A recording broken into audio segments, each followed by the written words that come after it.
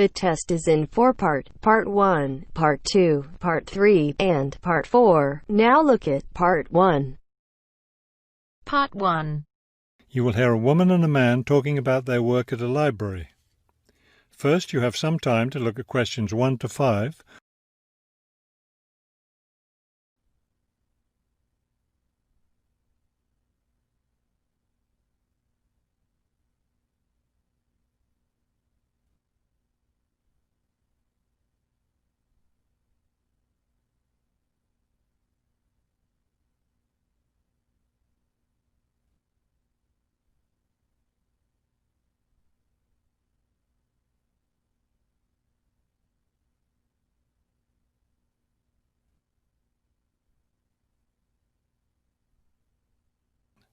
Now we shall begin.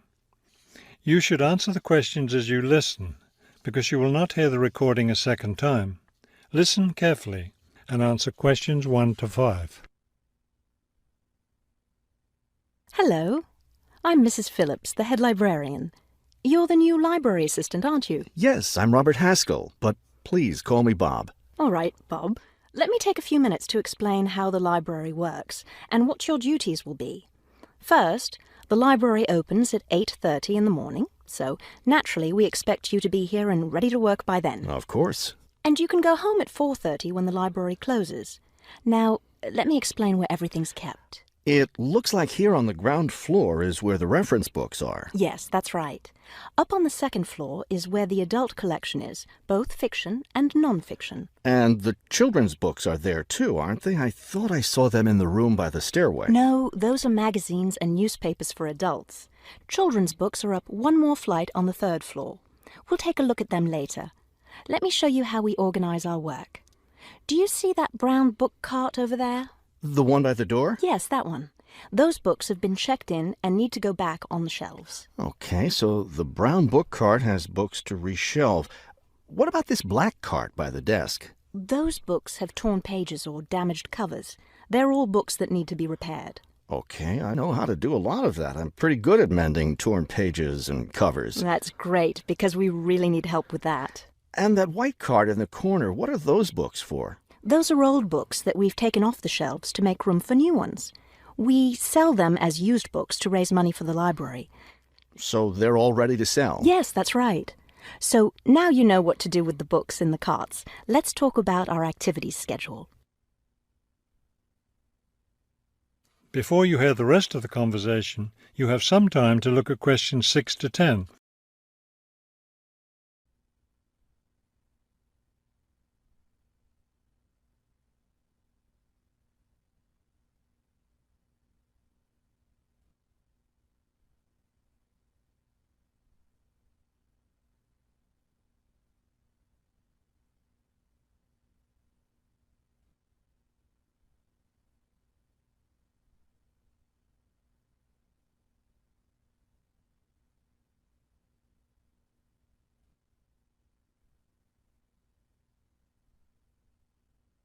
Now listen and answer questions 6 to 10. I understand this library has a number of interesting activities every week. Yes, our activities are quite popular. The most popular one is story time for the children. Do a lot of children show up for that? Yes, a good many. It takes place in the children's room on Thursday mornings at 11. Isn't there a family movie night too? Yes, but it's not at night anymore. We used to have family movies on Fridays when the library is open until 9, but now we have a different activity at that time, so we had to switch family movies to the weekend, Saturday afternoon. How much do you charge for the movies? They're all free. The movie always starts at 2:30 in the reference room, but you don't have to worry about that since you don't work on weekends. And what takes place on Friday evenings? We've just started a weekly lecture series. We have a different speaker every week, and the lectures cover all different kinds of topics. That sounds like something I'd be interested in attending. Good, because we'll need your help with that. You'll be working Friday evenings, and one of your duties will be to set up the meeting room on the first floor for the lecture. What time will you need that done? Let's say by 6:15. The lecture starts at 6:30, and the room needs to be ready well ahead of time. A lot of people arrive early. Maybe I should have the room ready by 6? That wouldn't be a bad idea. Okay, why don't I take you upstairs and show you the rest of the collection? That is the end of part 1. You now have half a minute to check your answers.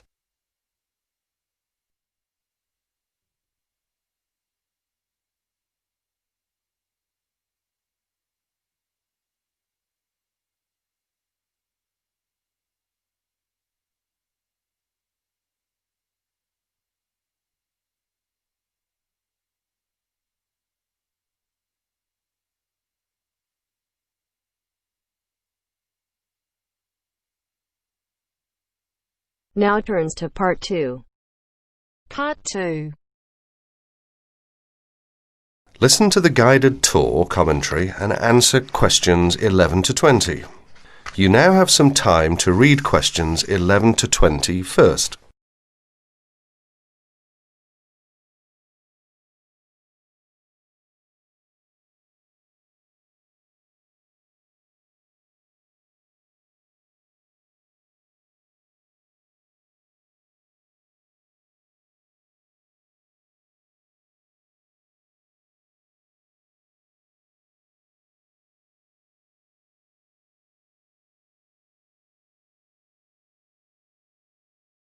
Welcome to the library tour. We'll begin our tour of this level of the library here at the entrance. Then we'll go in a clockwise direction. So, first of all, over here on the left, next to the entrance, is a touchscreen information service. These computers can be used at any time to get general information about the library and how it works. In front of the touchscreen information service are the catalogues. As you can see, it's a computerized catalogue system and it's very easy to use. The catalogues are linked up to the other libraries at the university. So make sure you check which library a book is in when you are trying to locate a particular item. Next, along here on the left, we have the circulation desk for borrowing and returning books. The returns area, the place for returned books and other items, is at the end of the circulation desk, near closed reserve. Closed reserve, as most of you probably know, is a collection of books that are in high demand, so they are on restricted circulation. If a book is on closed reserve, you can only borrow it to use within the library for 3 hours at a time. Over there in the corner are the shelves for newspapers. The library has an extensive collection of local and international English language newspapers. They are kept on those shelves for 1 month and then stored elsewhere. As we continue on our tour, around to the right, this large central section is the reference section. Reference texts cannot be borrowed for use outside the library. They must be used within the library. All these shelves in the centre of this level are the reference section. Now, the stairs here on the left lead to level 2 only. On level 2 are most of the law books. To go up to the other levels of the library, you have to use a lift. Beside the stairs are the restrooms for this floor. Now, as we walk around this corner to the right, this large room on the left is the Audio-Visual Resource Centre. You can come here if you wish to listen to a tape or watch one of the library's videos. Next to the Audio-Visual Resource Centre is the photocopying room. There are 15 copiers for student use, and we've recently added a colour copier. The system for copying uses cards, not coins. You can buy a photocopy card from the technician in charge of the photocopying room or from the information desk if he isn't here at the time.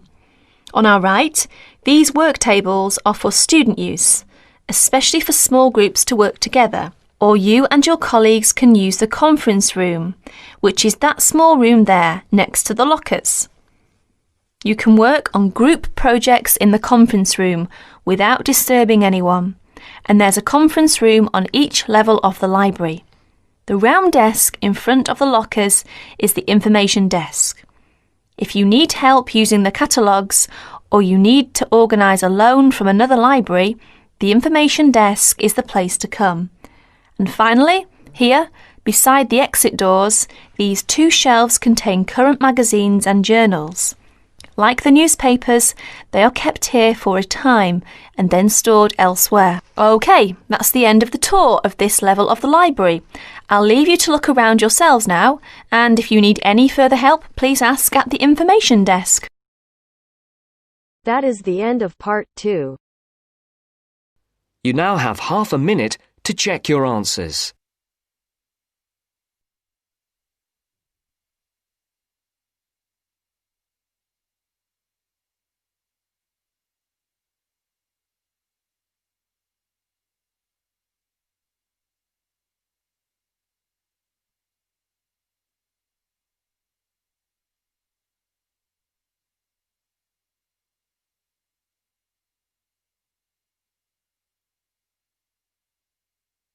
Now turns to part 3. Part 3. You will hear a conversation between two flatmates, Craig and Don, who are looking for a third person to share their flat. First, you have some time to look at questions 21 to 25.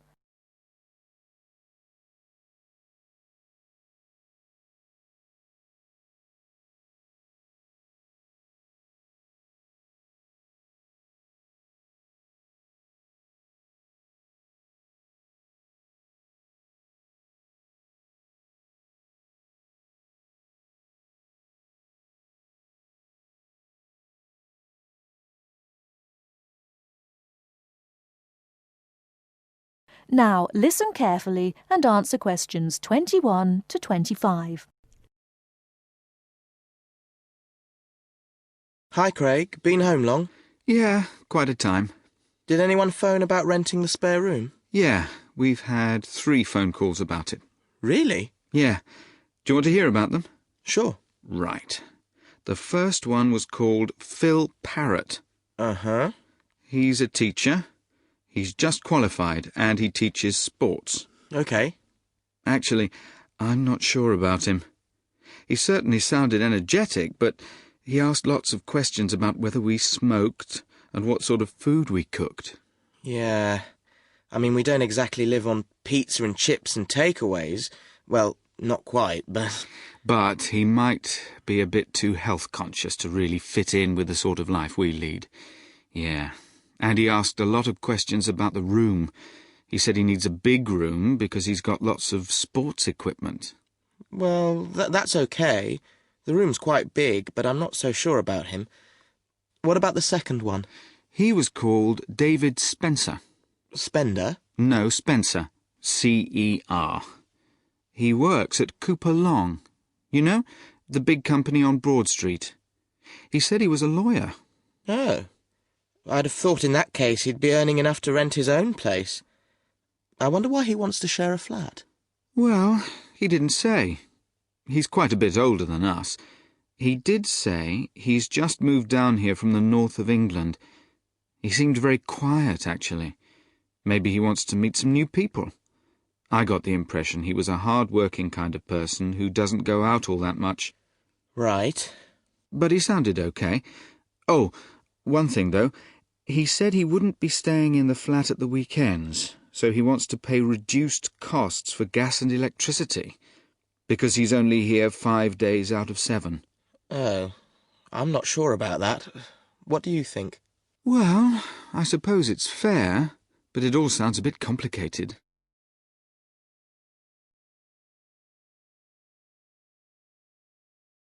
Before you hear the rest of the talk, you have some time to look at questions 26 to 30.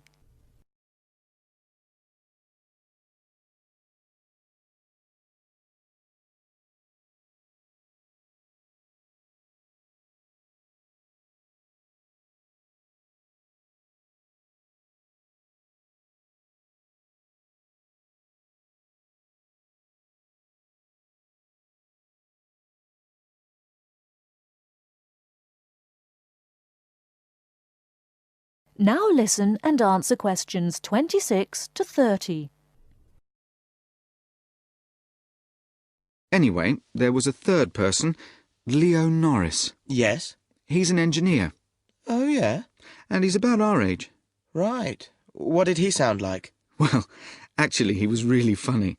I couldn't stop laughing when I was talking to him. He said he was very lazy and never got up until noon at weekends, and I said that wouldn't be a problem here. No, certainly not. But actually, I suspect he was joking when he said he was lazy. I think he lives life as it comes. He's certainly not competitive or stressed, but he likes cycling and things like that. He sounds like an outdoor type. Anyway, I thought he sounded as if he'd fit in. He wanted to check if there was somewhere safe for his bicycle. That's not a problem. No, he can leave it in the garage with my car. So did you get his contact details? Yes, he left his mobile number. It's 0777 687 2433. And does he want to move in straight away? Well, he's paid his rent in his present place up to the 31st of September, but he said that if possible he'd like to move in a bit before then. He said the 28th of September. And he was okay about the rent? Yeah, he said it was fine. Right. So shall we give him a ring and see if he wants to come round and... That is the end of part 3. You now have half a minute to check your answers.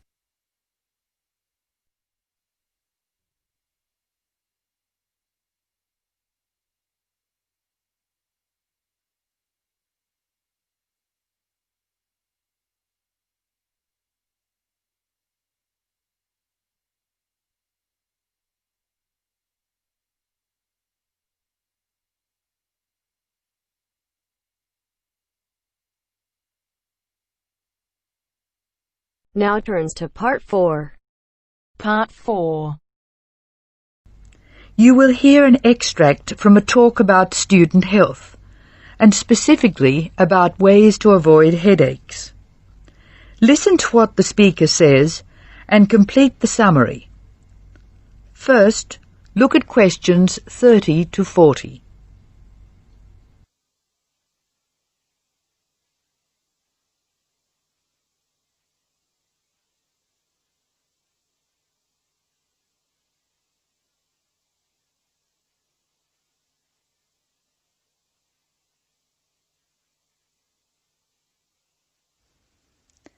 As you listen to the talk, answer questions 30 to 40.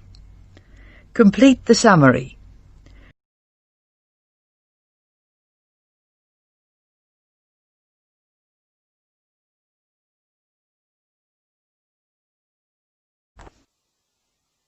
Hello, welcome to the Student Orientation Programme. Today's session is on health issues, and this talk is about headaches and how to avoid them. It may surprise you to hear that headaches are often caused by hunger. In fact, one study suggested that 70% of headaches are related to hunger, which makes it the principal cause. The advice is simple: eat 3 meals a day and try to keep to a fairly regular schedule of meals. People associate noise with headaches, and for most of us, excessive noise creates the conditions for a headache. Very loud noise is unpleasant, and people usually remove themselves from it. Having said that, younger people tend to tolerate noise better than their elders, so I may be leaving noisy places far earlier than you. Just remember that exposure to too much noise may predispose you to a headache. Of course, we all associate headaches with studying. In fact, the headache probably doesn't come from the studying so much as from being tense. When we study hard, we often hunch over our work. Try raising your shoulders and tensing them, and now relax.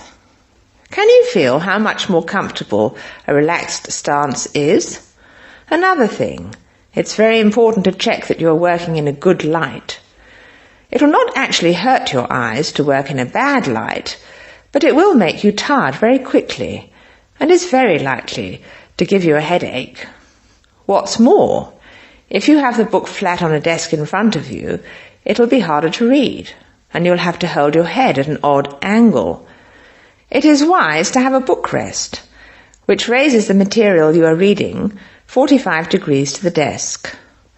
This will help reduce your chance of a headache.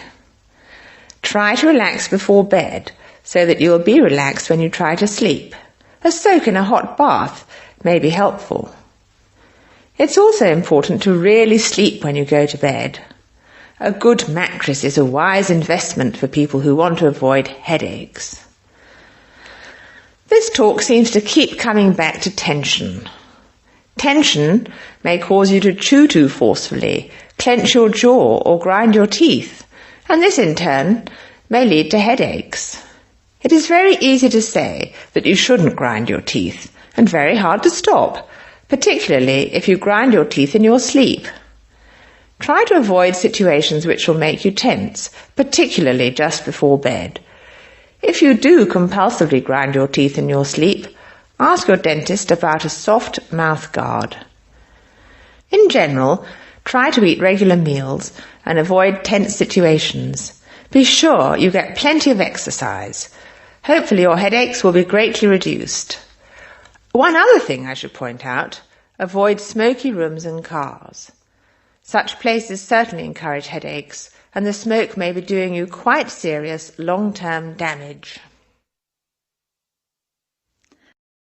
That is the end of part 4. You now have half a minute to check your answers.